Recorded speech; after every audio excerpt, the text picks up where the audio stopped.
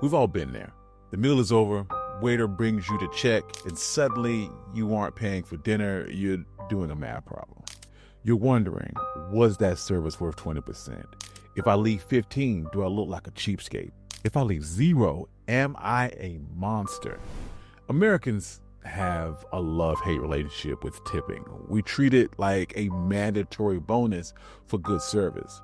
But what if I told you that empty line at the bottom of your receipt wasn't designed to be a reward for good service? It was designed to save the post-Civil War South from having to pay black folks a living wage.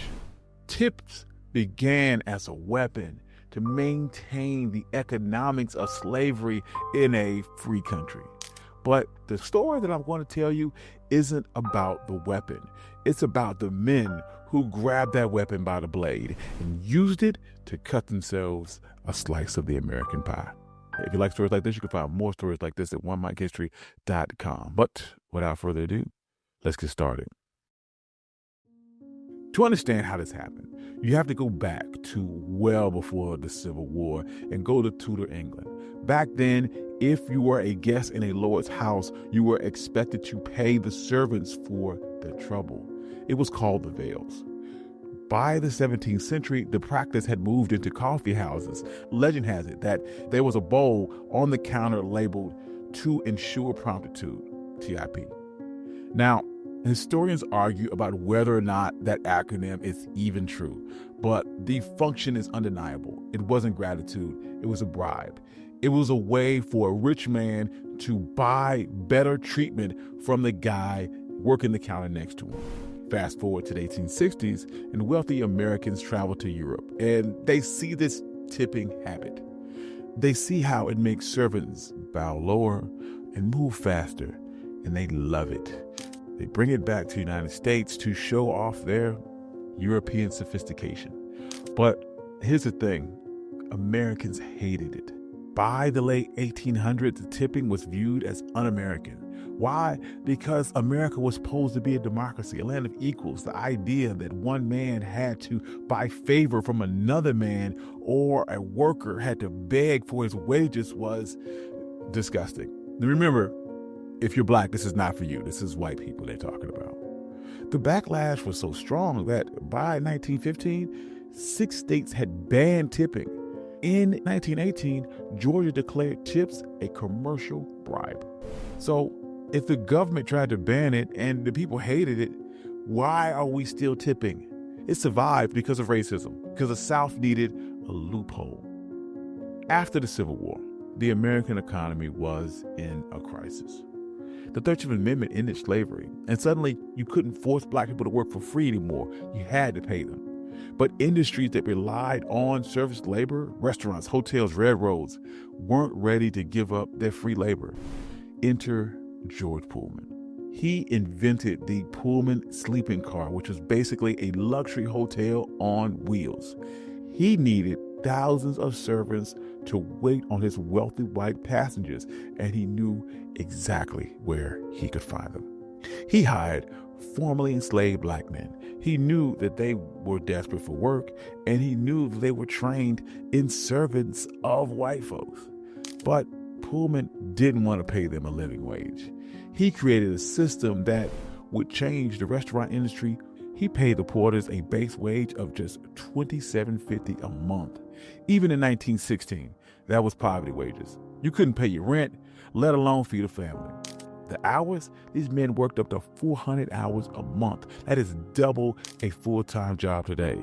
They were on call 24 hours a day and had to sleep in the smoking cars. They had to pay for their own uniforms and even had to pay for the shoe polish they used on passenger shoes. So, once again, how did they survive?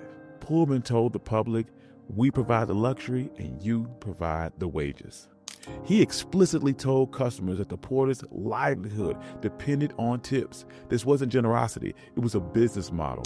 It allowed the Pullman company to offload their labor costs onto the customer, while keeping their black labor force in a constant state of groveling dependency. This was the trap, a system designed to make black men beg for their dinner. But this is where the story pivots. Because the Porters, they weren't victims, they were geniuses. The Porters realized very quickly that they were playing a psychological game. They knew that these white passengers missed the Old South. They missed feeling like they were superior, like the masters. So the Porters sold them that feeling. They mastered the performance. They learned that if they anticipated the needs before they were being asked, if they smiled at an insult, if they made the passenger feel like he was a king, they would crack their wallets wide open. They were charging a tax on the ego, and it worked. Skilled porters could make 3 to 4 times their salary in tips. It was a time when black men were shut out of almost every other industry. Porters became some of the wealthiest black men in the community. They didn't spend that money frivolously. That tip money built the black middle class in Chicago, Harlem, and D.C.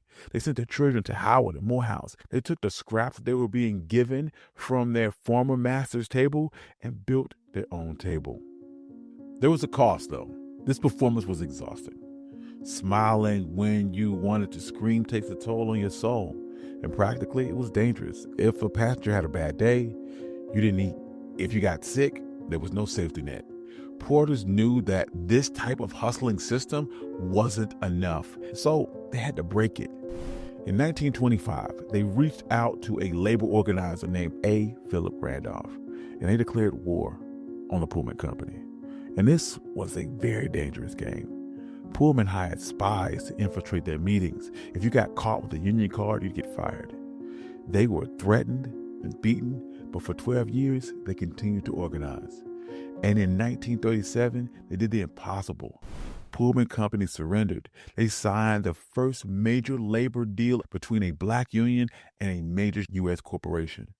They forced Pullman to increase wages, limit hours, but more importantly, they reduced the reliance on tips. They demanded dignity in the form of a paycheck. Today, this battle isn't over. The tipping system that George Pullman popularized is still the standard in the United States. In many states, the federal minimum wage for tip workers is just $2.13. That logic hasn't changed. Your boss provides the job and your customers provide the wage. But the next time you look at that receipt and you feel annoyance, you feel anger at the 20% that you feel like you're being forced to pay, remember those porters. Remember that for 50 years, that tip line was the only thing standing between a black family and starvation. And remember that they took the loose change and funded the civil rights movement. This is literally Black history sitting in your wallet. Thank you. I'm your host, Country Boy. This has been One Mic Black History. And this has been a history of tipping, sort of, kind of history of tipping. This is a revised history of tipping and how we reacted to tipping as opposed to the history of tipping itself. I hope you like this sort of thing. I want to bring more of how black people fought against the machine to change how people view Black history, and less of a history lesson, more of how we overcome, how we won, how we fought. To think outside, view Black history in a different way, in a different light, or reframe it. Anyway, I'm glad that you're here. I'm glad you stayed to the end. I'd like to thank all my financial contributors, all my day ones. I love you all. Thank y'all for coming out. Peace.